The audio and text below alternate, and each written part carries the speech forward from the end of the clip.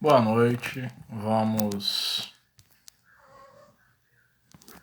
a mais um estudo do livro A Loucura sob o Novo Prisma. Hoje, dando continuidade ao tópico demonstração experimental da existência da alma, vamos estudar sobre a primeira parte que Bezerra de Menezes divide esse estudo. Ele dividiu em tradição popular, fatos autenticados pelos maiores vultos da ciência, e terceiro, fatos de nossa própria observação. Vamos fazer uma oração e vamos dar início. Deus nosso Pai, nós aqui estamos, uma vez mais, unidos e reunidos em pensamentos contigo, a fim de que venhamos, Senhor, a estarmos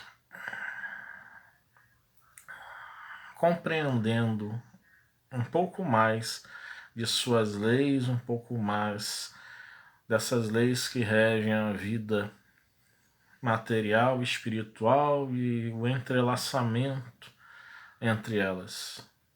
Assim seja.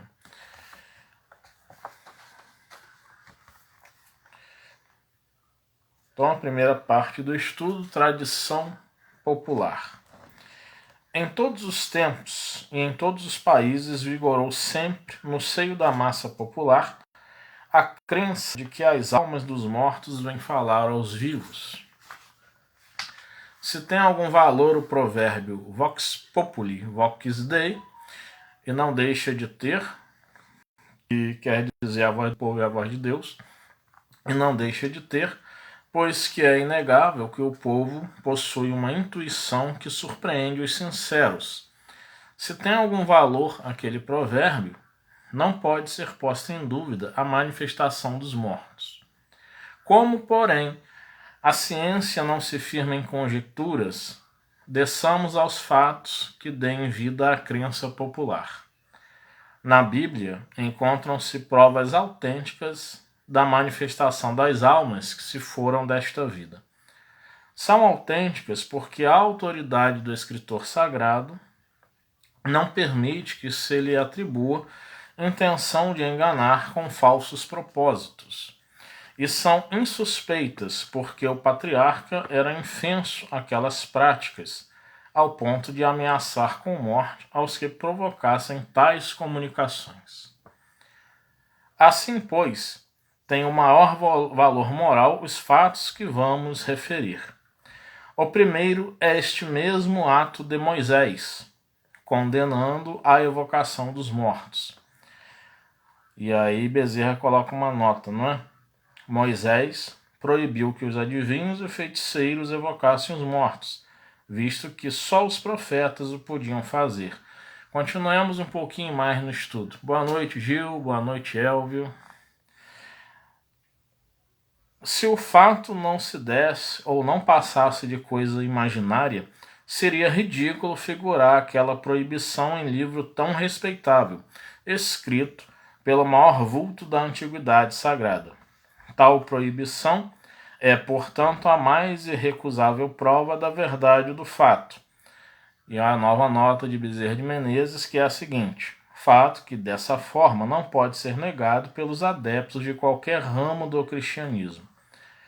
Dir-se-á que a prática era real, mas que era bruxaria, e que foi por isso que Moisés a proibia. Os mortos não acudiam aos chamados. Aqui vamos parar um pouco para que a gente leia. Primeiramente, eu tenho aqui, bem antiguinha, mas me acompanha há muito tempo, a Bíblia de Estudo, aplicação pessoal, da editora Casa Publicadora Assembleia de Deus. No ano de 2004, no mês de junho, ela me foi ofertada pelo evangelizador na Assembleia de Deus no Novo Joque, meu amigo João Luiz. E ele, na época, estudava teologia também.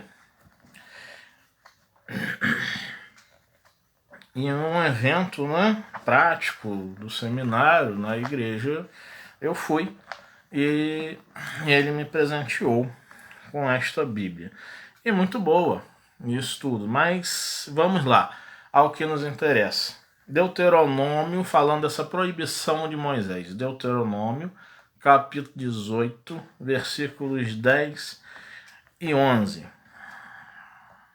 Entre ti não se achará quem faça passar pelo fogo o seu filho ou a sua filha, nem adivinhador, nem prognosticador, nem agoureiro, nem feiticeiro. Versículo 11. Nem encantador de encantamentos, nem quem consulte um espírito adivinho, nem mágico, nem quem consulte os mortos. E aí no versículo 12 fala que isso é algo abominável a Deus. Mas vamos entender. Ele aqui está falando de passar pelo fogo, isto é, o filho ou a filha, colocar em sacrifício, não é? Um ser humano. O Espiritismo não faz isso. Adivinhador. O Espiritismo diz claramente que para tomarmos cuidados com cartomantes, com tarólogos diversos que aparecem por aí, se colocando como tarólogos, né, grandes estudiosos do tarô, e que cobram quantias não pequenas para realizarem esses prognósticos, essas adivinhações, né? Prognóstico está aí em relação ao futuro, né? Basta a gente lembrar da medicina que a gente tem diagnóstico, a gente tem um prognóstico, né? Aquilo que pode vir a ocorrer, qual o prognóstico daquela pessoa. Então, o adivinho, aquele prognosticador, fala sobre o futuro, né? Naquela pessoa. Nem agoureiro, né? Aquele que faz agouros, né? Dita aí a boa sorte, olha, você vai fazer uma boa viagem, você vai ganhar tanto, ou você vai perder alguém. Nem feiticeiro. E o Espiritismo não lida com nada disso, pelo contrário, pede-nos prudência quanto a essas questões, que geralmente são pessoas que praticam isso, são inspiradas por espíritos brincalhões, até pelo fator dinheiro. Quando não são inspirados por espíritos brincalhões diretamente, elas são indiretamente inspiradas até para promoverem fraudes. Muitas dessas pessoas fazem leituras frias. O que é a leitura fria? Ela olha, né, a aparência, é uma pessoa que geralmente ela estudou microexpressões faciais, leitura corporal, e a partir dali ela começa a falar alguma coisa, joga uma coisa no ar, a pessoa fala algo, ela capta então o que aquela pessoa deseja ouvir, ela fala aquilo que a pessoa vai gostar de ouvir. Se é uma pessoa hipocondríaca, né, que tem mania de doença, vai falar sobre doença. Se é uma pessoa voltada para as questões da ganância, né, em relação à matéria, ao dinheiro, ela vai falar que a pessoa, né, vai engambelar dizendo de alguns probleminhas, mas vai dizer que a pessoa vai conseguir vencer. Então, ela vai, né, falar daquilo que a pessoa quer ouvir, não a realidade. Né? Eles não estão preocupados com a verdade. Então, pode ser até inspirada por espíritos ou não. A própria pessoa ela já é um espírito enganador por si mesma. Né? E aqui é da Bíblia de Estudo da Educação Pessoal, João Ferreira de Almeida, edição Revista Corrigida. Agora eu vou ler, tem alguma pequena diferença, que é ao contrário, porque é a Torá, que é o livro da lei, né, o Pentateuco dos judeus. A que eu tenho em mãos aqui foi ofertada a mim por um amigo. Esta parte aqui é na língua original, em hebraico, o hebraico bíblico, e aqui está a tradução em português, feita por é um papel importante aqui, feita por um rabino, que foi o rabino Meir Matziliah Melamed, que faz as traduções, explicações e comentários do rabino. Essa Torá aqui eu agradeço, né, ao irmão Luiz Fernando, que me ofertou no início deste ano, precisamente no dia 2 de janeiro de 2021. Um presente, né? Muito bom de ano novo. E aqui, em Deuteronômio 18, né? 10, 11, fala o seguinte: não se achará entre ti quem faça passar seu filho ou sua filha pelo fogo, nem agoureiro, nem prognosticador, nem adivinho, nem feiticeiro, nem encantador de animais. Encantador de animais, na tradução do João Ferreira de Almeida, já não fala sobre os animais. Fala encantador. Nem necromante ou ideonita, nem quem consulte os mortos. Nem necromante ou ideonita. Necromante é aquela pessoa que vai adivinhar a partir do morto. Ou ideonita, que é um outro, né, nome também para uma pessoa que vá buscar adivinhar as coisas a partir dos mortos. E o rabino deixa aqui a nota falando: ideonita é feiticeiro que coloca o osso de um animalzinho chamado Iadua dentro da sua boca e adivinha. Quer dizer, o que Moisés está proibindo, na verdade, não é aquilo que nós espíritas realizamos e temos muito cuidado em realizar, que é a comunicação mediúnica. Ali Moisés está proibindo adivinhações, está proibindo consultar os mortos para justamente se ter uma ideia do que irá acontecer. E as perguntas no contexto da época de Moisés que se faziam eram perguntas justamente a respeito das questões próprias ali do dia a dia. Era um povo pastor, né? A maioria era pastor de ovelhas, era um povo nômade, então não era um povo com uma cultura excepcional.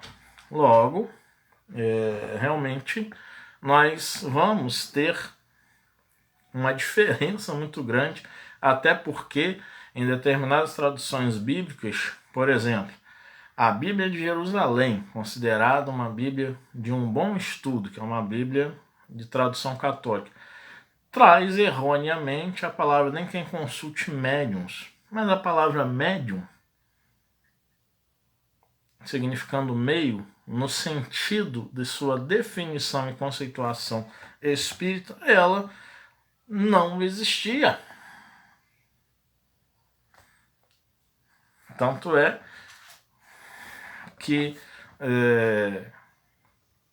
quando se fala por qualquer meios na tradução, né, não se quer dizer ali o médio em si.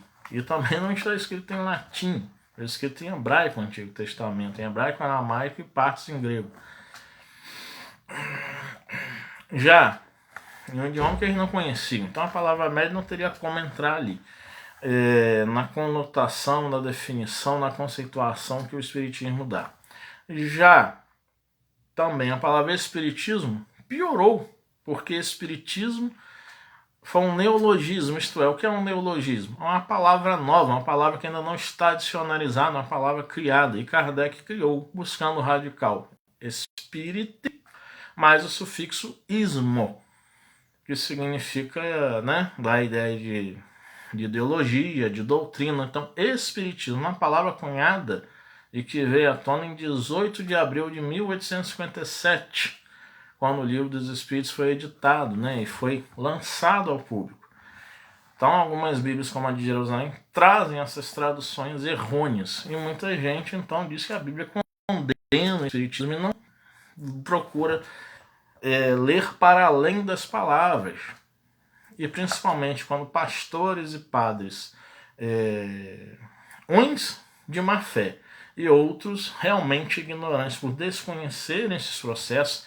Eu digo porque eu tive contato com um padre em que ele, ao conversar comigo e me sabendo espírito, falou assim: Leonardo, você precisa deixar o espiritismo, que daqui a pouco você vai raspar a cabeça, tomar sangue de animal, vai sacrificar.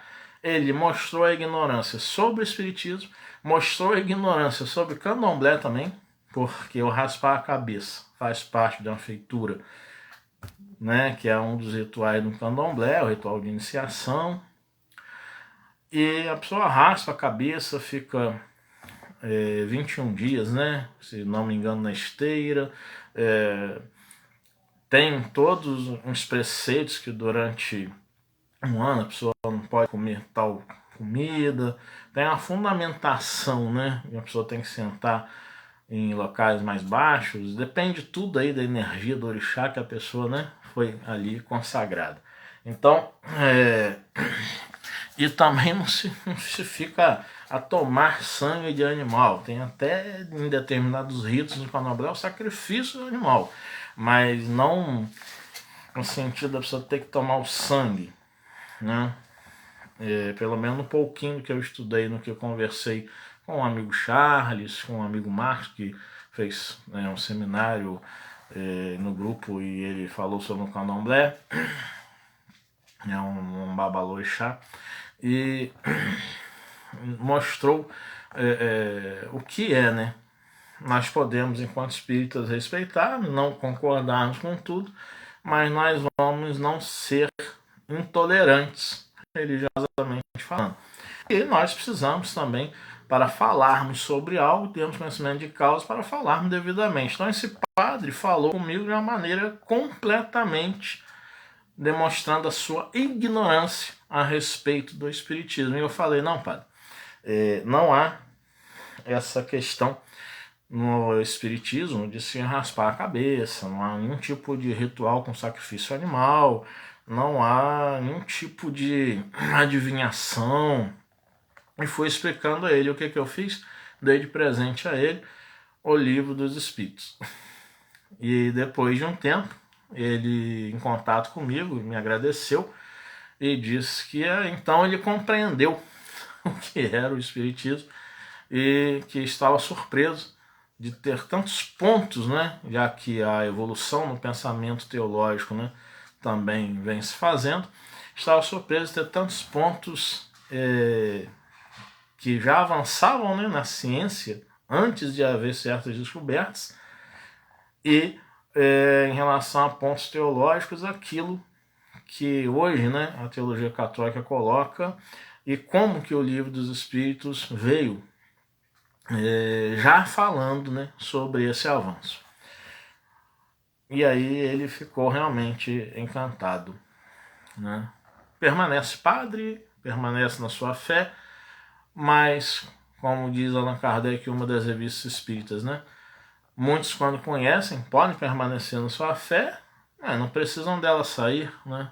Basta praticar os ensinamentos, né, morais que tanto nas escrituras cristãs se coloca, né, e que nós buscamos seguir, bem como o que o Espiritismo vem a complementar sobre esse aspecto.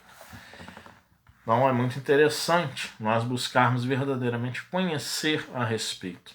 Então hoje aqui com esse estudo, né, eu espero estar contribuindo para que quem me ouve agora, para aqueles que vão me ouvir depois, possam estar bem fundamentados para, quando ouvirem sobre isso, lembrarem-se dessas palavras, desse estudo, e poderem então explicar. Não é debater, gente, não é fazer ali uma briga, uma guerra religiosa em palavras. É apenas esclarecer. E isso não que a gente vá chegar no primeiro momento logo falando. Se o assunto surgir, a gente fala. Se nós formos perguntados a respeito, a gente fala. Isso é algo que eu aprendi na experiência no Espiritismo, de que fazer aquela militância quase que querendo impor a outro a nossa verdade, né? Muitos, infelizmente, fazem isso, arraigados ainda com ideias religiosas outras, ou pelo temperamento que a pessoa tem de querer logo se colocar. Termos paciência, porque o Espiritismo não vai salvar ninguém. Não é verdade? O Espiritismo não vai salvar ninguém, né? O que vai nos salvar é a nossa conduta, independente de sermos espíritas ou não. Somos nós estarmos em harmonia com as leis de Deus. É isso que salva.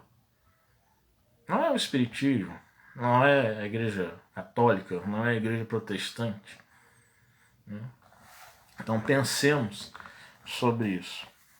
Continuemos um pouquinho mais. Aceitemos a declinatória, isto é, de que a prática era real, mas que era bruxaria. O Espiritismo, já vimos, não tem nada a ver com isso.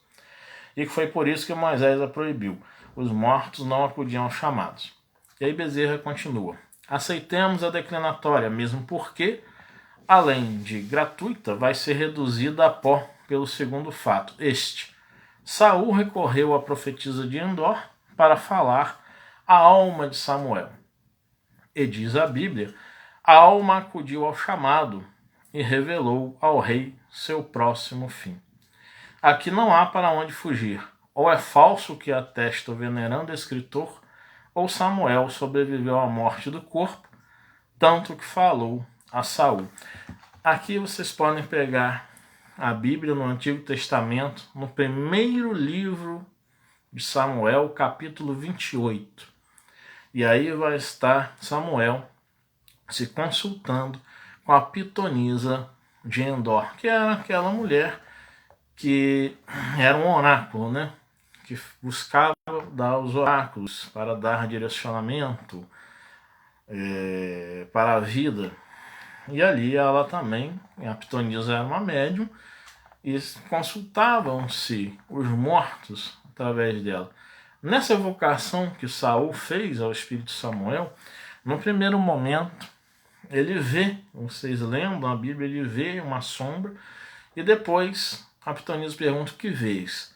E ele diz que ali então ele viu que era Samuel. No primeiro momento há uma fala que diz que ele entendeu que era Samuel. Em outro momento fala que ele viu que era Samuel. Então no primeiro momento há uma dúvida e no segundo momento há uma certeza. E a certeza fica porque nos capítulos seguintes, quando mostra Saul lutando contra os filisteus e a morte dele, ocorre exatamente como o espírito Samuel fala. E aí realmente, ou é falso o que atesta o escritor, ou Samuel sobreviveu à morte do corpo, tanto que falou a Saul.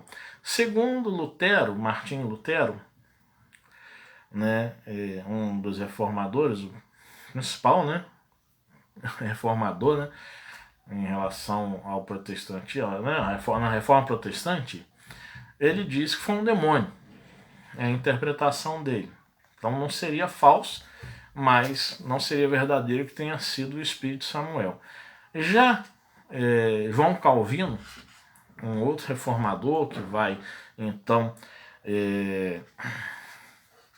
os presbiterianos, né, são calvinistas, né, são adeptos da doutrina da predestinação, mas isso aqui é outra história, para outro momento. Calvino fala que sim, que foi um caso de exceção e que sim foi o espírito Samuel. E numa revista chamada Ultimato, teve um teólogo que foi bem sincero, que ele colocou que essa passagem no livro 1 de Samuel, capítulo 28, de Saul consultando a pitonisa de Endor, deixa muitas dúvidas e muitos questionamentos que poderiam sim dar um outro sentido ou mesmo abalar, né, determinados dogmas de fé. E ele foi bem honesto, ele não chegou a fechar o assunto, ele não encerrou falando que não foi Samuel, ele deixou uma dúvida. Ele foi bem honesto. Fez a transcrição do hebraico, fez a transliteração, traduziu e foi escrevendo. Infelizmente eu dei essa revista a um amigo para ele fazer esse estudo aí mesmo e perdi, mas nem na internet eu estou conseguindo alcançar, mas não estava nos arquivos do site da Revista Ultimato. Agora já está. Então, se eu buscar, tirar um tempinho, eu vou conseguir achar. Então, nós vemos aí que este é um fato que não se tem para onde correr. Ainda que se possa falar, né, como Lutero, né, queria que fosse assim, né, foi um demônio na concepção dele. Mas que demônio? Se em hebraico, shaitan, Satã, quer dizer adversário, e é uma palavra usada para também os adversários humanos. E em grego, a palavra daimon, né, que é a origem da palavra demônio, significa gênio bom ou gênio ruim. Espírito bom ou espírito ruim simplesmente significa espírito. A qualificação de ruim ou bom é diante da linguagem, diante dos atos que se faz. Então aqui, nessa leitura do primeiro livro de Samuel, não se tem para onde fugir. E Bezerra fala aqui do Antigo Testamento, e eu digo, né, quando no Novo Testamento há a passagem de Jesus no Monte Tabor, aparecem ali Moisés e Elias. E se a concepção era de que, a concepção judaica era de que os mortos ficavam no Sheol, né, a mansão, a morada dos mortos em um estado inconsciente, obviamente ali se mostra que Moisés e Elias estavam não no Sheol e que apareceram, né? É uma manifestação espiritual, apareceram ali junto a Jesus, o Cristo. Vamos encerrando neste momento, fazer a nossa prece e que Deus continue inspirando-nos através desses bons mensageiros espirituais para nós melhor entendermos as leis da vida. Deus, nosso Pai, estamos agradecidos por mais um estudo que nos possibilita o esforço para o raciocínio e para melhor entendimento.